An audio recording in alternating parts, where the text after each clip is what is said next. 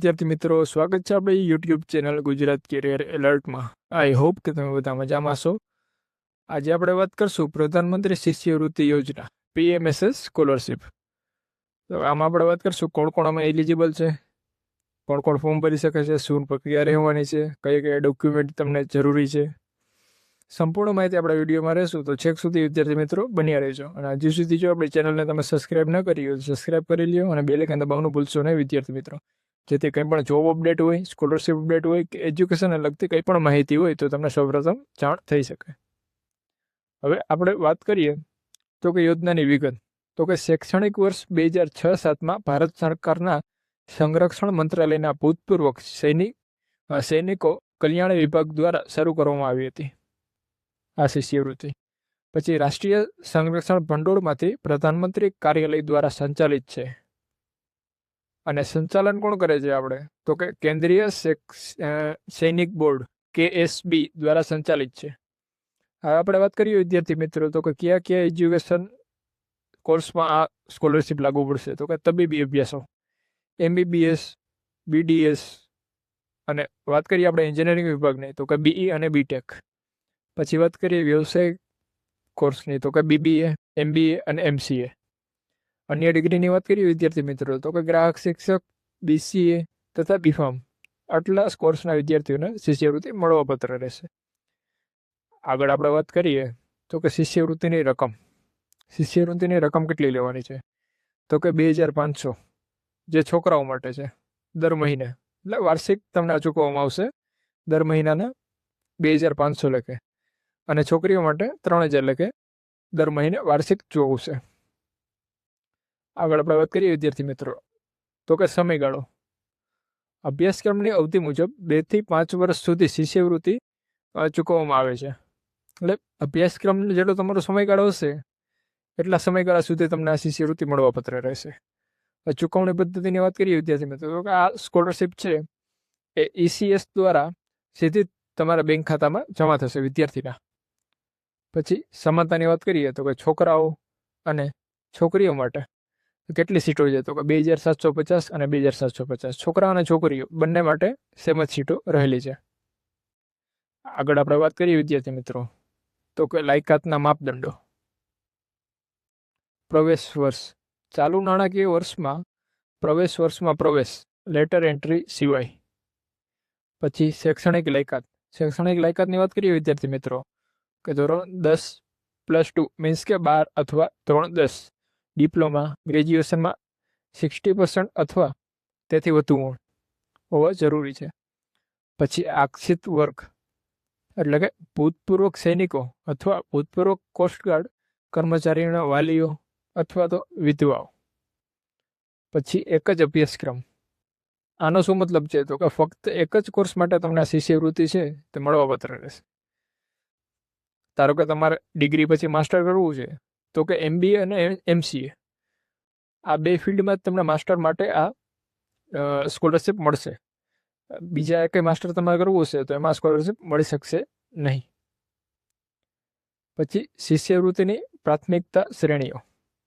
શ્રેણી નંબર 1ની વાત કરીએ વિદ્યાર્થી મિત્રો તો કે કાર્યવાહીમાં માર્યા ગયા ESM ભૂતપૂર્વ કોસ્ટગાર્ડ કર્મચારીઓના વોર્ડ અથવા વિધવાઓ. આ શ્રેણી નંબર 1માં આવશે વિદ્યાર્થી મિત્રો.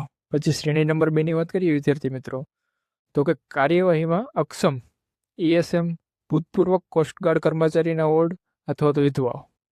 પછી શ્રેણી નંબર 3ની વાત કરીએ વિદ્યાર્થી મિત્રો તો કે લશ્કરી તટરક્ષક સેવાના કારણે મૃત્યુ પામેલ ESM ભૂતપૂર્વ કોસ્ટગાર્ડ કર્મચારીના વોર્ડ અથવા તો વિધવાઓ. આગળ આપણે વાત કરીએ શ્રેણી નંબર 4 તો કે લશ્કરી તટરક્ષક સેવાને આભારી અપંગતા સાથે સેવામાં અક્ષમ ESM ભૂતપૂર્વ કોસ્ટગાર્ડ કર્મચારીના વોર્ડ અને વિધવાઓ. પછી શ્રેણી નંબર 5ની વાત કરીએ વિદ્યાર્થી મિત્રો તો કે વીરતા પુરસ્કારની પ્રાપ્તિ મેળવનાર ESM ભૂતપૂર્વ કોસ્ટગાર્ડ કર્મચારીના વોર્ડ અને વિધવાઓ. પછી શ્રેણી નંબર 6ની વાત કરીએ વિદ્યાર્થી મિત્રો તો કે ESM ભૂતપૂર્વ કોસ્ટગાર્ડ કર્મચારીના વોર્ડ અને વિધવાઓ. ફક્ત PBOR. આપણે મેન 6 શ્રેણીઓ હતી. આગળ આપણે વાત કરીએ તો કે પાત્ર અભ્યાસક્રમ. આપણે આગળ વાત કરીએ એ પ્રમાણે અભ્યાસક્રમ ક્યાં અભ્યાસક્રમોમાં લાગુ પડશે? તો કોઈ BE, BTech, MBA, BDS, BBA, MBA, BCA, MCA, BEd, BPharm, BA, LLB.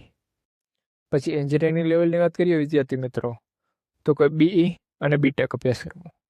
પછી તબીબીની વાત કરીએ વિદ્યાર્થી મિત્રો, તો કે એમબીબીએસ, બીડીએસ અને બીફાર્મ. પછી વ્યવસાયિકમાં આપણે વાત કરીએ તો કે બીબીએ, એમબીએ, બીસી અને એમસીએ. અન્ય વ્યવસાયની વાત કરીએ આપણે અન્ય ફિલ્ડની વાત કરીએ તો કે બીએડ, બીએ, એલએલબી અને સંકલિત અન્ય ડિગ્રીઓ. ઓકે વિદ્યાર્થી મિત્રો, આગળ આપણે વાત કરીએ તો કે કયા કયા ડોક્યુમેન્ટ તમારે જરૂરી રહેશે.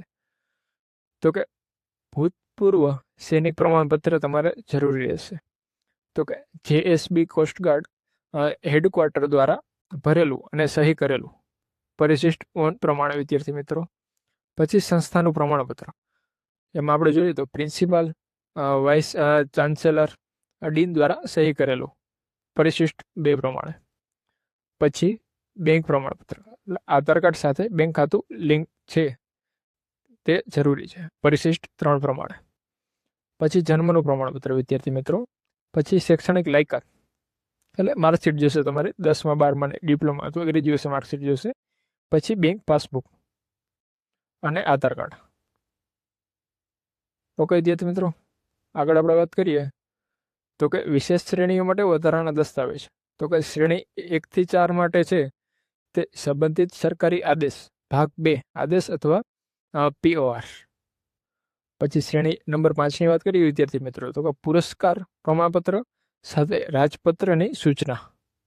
અને શ્રેણી નંબર 6ની વાત કરીએ વિદ્યાર્થી મિત્રો, તો કે મૂળ પીપીઓ અથવા ઈએસએમ ઓળખપત્ર.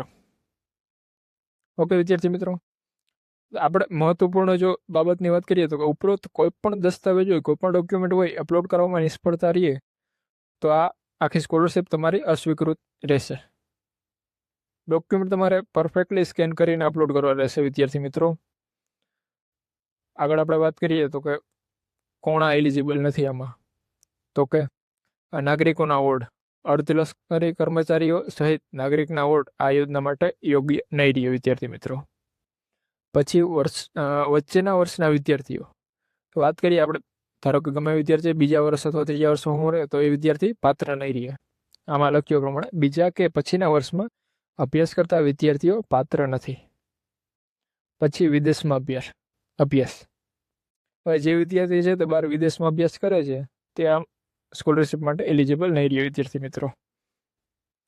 પછી વાત કરીએ તો કે અંતર શિક્ષણ, આમાં વાત કરીએ તો કે પીએમએસએસ હેઠળ કોઈ અંતર શિક્ષણ વ્યવસાયિક અભ્યાસક્રમની મંજૂરી નથી. થેન્ક યુ વિદ્યાર્થી મિત્રો.